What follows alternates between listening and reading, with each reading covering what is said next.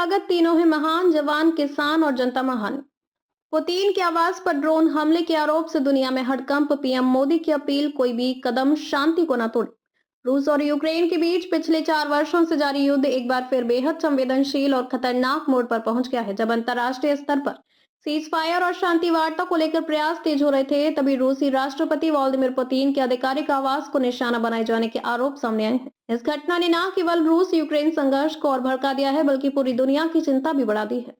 रूस का आरोप है कि यूक्रेन ने जानबूझकर राष्ट्रपति पुतिन के घर पर हमला करने की कोशिश की। इस दावे के बाद ये आशंका जताई जा रही है कि रूस यूक्रेन के खिलाफ और भी कड़ा सैन्य जवाब दे सकता है, जिससे युद्ध और अधिक व्यापक हो सकता है। पीएम मोदी की कड़ी और संतुलित प्रतिक्रिया। भारत के प्रधानमंत्री नरेंद्र मोदी ने इस घटनाक्रम पर गहरी चिंता जताते हुए दोनों देशों से संयम बरतने की अपील की है। पीएम मोदी ने सोशल मीडिया प्लेटफॉर्म एक्स पर पोस्ट शेयर करते हुए कहा है कि राष्ट्रपति के आवास पर हमले की खबर बेहद चिंताजनक है। पीएम मोदी ने लिखा, रूसी संघ के राष्ट्रपति के आवास पर हुए हमले की खबर से अत्यंत चिंतित हूं। युद्ध समाप्त करने और शांति स्थापित करने के लिए कूटनीतिक प्रयास जारी हैं। इन सभी से इन प्रयासों पर ध्यान देने की कर हम सभी से इन प्रयासों पर ध्यान देने की अपील करते हैं। कृपया ऐसा कोई भी कदम ना उठाएं जिससे शांति की सारी कोशिशें नाकाम हो जाए। प्रधानमंत्री का ये बयान ऐसे समय आया है जब भारत लगातार रूस यूक्रेन युद्ध में संवाद और कूटनीति के जरिए समाधान की वकालत करता रहा है। भारत का रुख शुरू से ही स्पष्ट रहा है कि युद्ध किसी समस्या का समाधान नहीं है।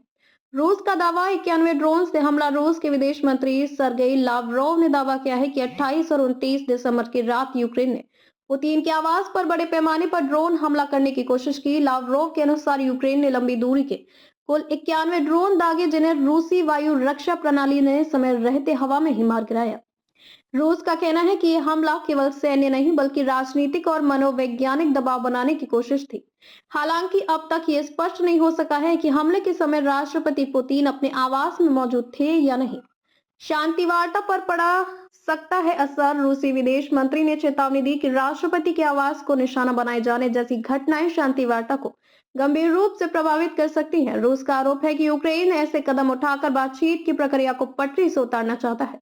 विशेषज्ञों का मानना है कि अगर इन आरोपों के बाद रूस ने कड़ा जवाब दिया तो सीज फायर की संभावनाएं कमजोर हो सकती हैं और युद्ध और अधिक लंबा खिंच सकता है। जो दोनों देशों के बीच शांति समझौता कराने की कोशिशों में लगे हुए हैं ने इस घटना पर नाराजगी जाहिर की है। ट्रंप ने बताया कि राष्ट्रपति पुतिन ने उन्हें फोन पर इस हमले की जानकारी दी। ट्रंप के अनुसार अगर कोई सैन्य कार्रवाई चल रही है तो उसका जवाब देना अलग बात है, लेकिन राष्ट्रपति के घर पर हमला करना बिल्कुल अलग और बेहद गंभीर मामला है। ये ऐसा करने का सही समय नहीं था। मुझे ये सुनकर बहुत गुस्सा आया।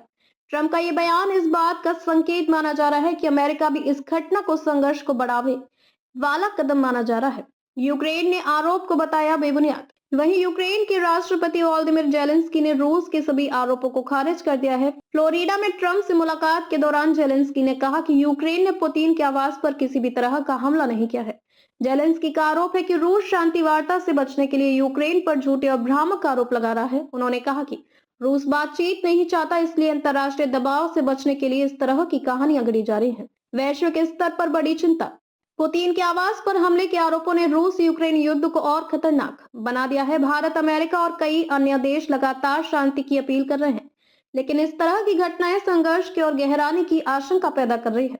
अब दुनिया की नजर इस पर टिकी है कि आने वाले दिनों में दोनों देश संयम और कूटनीति का रास्ता अपनाते हैं या युद्ध एक और बड़े टकराव की ओर बढ़ता है। देखते रहिए changing future TV. Like, share और सब्सक्राइब करना ना भूलें। देश, दुनिया और भविष्य की सबसे बड़ी खबरों के लिए।